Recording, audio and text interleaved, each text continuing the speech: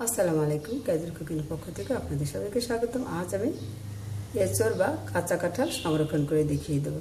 হাতে তেল মেখে তারপরে কাঁঠাল ছুলে টুকরো করে কেটে নিতে হবে। কেটে তারপরে লবণ পানি দিয়ে ধুয়ে পানিতে জাল বসিয়ে দিতে হবে। দেখতেই পাচ্ছেন পানিতে জাল উঠে গেছে। এবারে পরিমাণ মতো লবণ দিয়ে দিলাম, নেড়ে চেড়ে দিলাম। এবার আমি দিয়ে দিচ্ছি এঁচড়, সামান্য হলুদ দিয়ে এবার উল্টে পাল্টে নেড়ে চেড়ে হালকা সিদ্ধ করে দিতে হবে। আমি নেড়ে চেড়ে উল্টে পাল্টে সিদ্ধ করে নিলাম।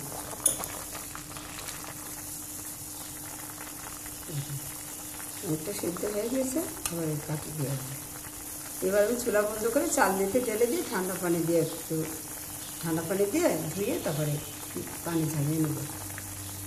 ঠান্ডা হয়ে গেলে পরে পানি এভাবে দেখেন পুরোপুরি পানি শুকিয়ে দিচ্ছে। পানি শুকিয়ে গেলে পলিব্যাগ বিছিয়ে এইভাবে আপনারা ডিপ ফ্রিজে রেখে দিতে পারেন। যখন শক্ত হয়ে যাবে আপনারা জিপলগে রেখে দিতে পারেন, পলিব্যাগে রেখে দিতে পারেন।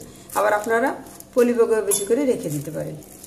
হ্যাঁ, আপনারা চাইলে এরকম পলিব্যাগেও বেশি করে এছাড়া এইভাবে সিদ্ধ করে রেখে দিতে পারেন। হ্যাঁ, ডিপ ফ্রিজে রেখে দিতে হবে। মুখ বেঁধে শপিং ব্যাগে ভরে তারপরে রেখে দিতে হবে।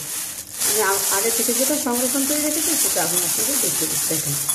পলিব্যাগে রেখে দিলে বেশি করে রেখে দিতে পারেন। যতটা প্রয়োজন বের করে বাকিগুলো আবার আপনার পলিথিনে ডিপ ফ্রিজে রেখে দিতে হবে। মুখ বেঁধে আবার শপিং ব্যাগে ভরে তারপরে ডিপ ফ্রিজে রেখে দিতে হবে। আর আপনারা জিপলগে এইভাবে রেখে দিতে পারেন। দেখেন ছোটো ছোটো করেও রেখে দিতে পারেন। আপনার ভর্তা তৈরি করতে পারবেন, তারপরে আচার তৈরি করতে পারবেন, আপনারা চপ তৈরি করতে পারবেন। আপনাদের পছন্দ অনুযায়ী সব খাবার আপনারা তৈরি করতে পারবেন এই থেকে। এবারে আপনারা বছর জুড়ে রেখে আপনারা খেতে পারবেন এই এঁচড়, অথবা মাসের পর মাস রেখে আপনারা খেতে পারবেন এই এঁচড়। আপনাদের পছন্দ অনুযায়ী যখনই রান্না করতে ইচ্ছে হবে পছন্দ অনুযায়ী আপনারা মাংস দিয়ে রান্না করতে পারবেন, এমনিও আপনারা রান্না করতে পারবেন এই এঁচড়। হয়ে গেল এঁচড় সংরক্ষণ। ভিডিওটা দেখার জন্য আপনাদের সবাইকে ধন্যবাদ। ভালো থাকবেন, সুস্থ থাকবেন। আল্লাহ হাফেজ।